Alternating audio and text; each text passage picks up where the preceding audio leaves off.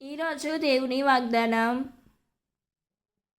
యేసు దేవాలయంలో బోధించుచు క్రీస్తు దావీదు కుమారుడని ధర్మశాస్త్ర బోధకులు ఎట్లు చెప్పుచున్నారు.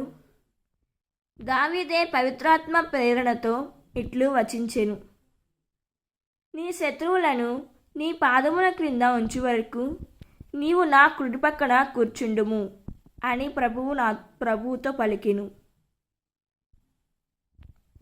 మార్కు సువార్త 12వ అధ్యాయం 35వ వచనం. ఈ వాక్యం మనకు ఏం చెబుతున్నదంటే, యేసుక్రీస్తు కేవలం దావీదు కుమారుడు మాత్రమే కాదు, దావీదు ప్రభువు కూడా. ఆయన సర్వాధికారి, మహిమగల రాజు.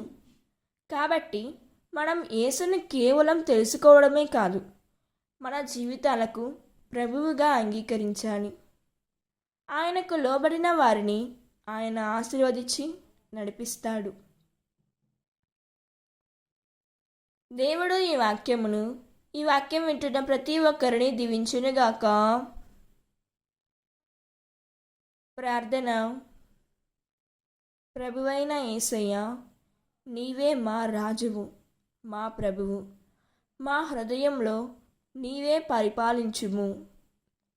నీ చిత్తము ప్రకారం జీవించుటకు మాకు కృప అనుగ్రహించుము తండ్రి. నీ మహిమ కొరకు మా జీవితాలను ఉపయోగించుము యేసయ్యా. ఆమేన్. God bless you.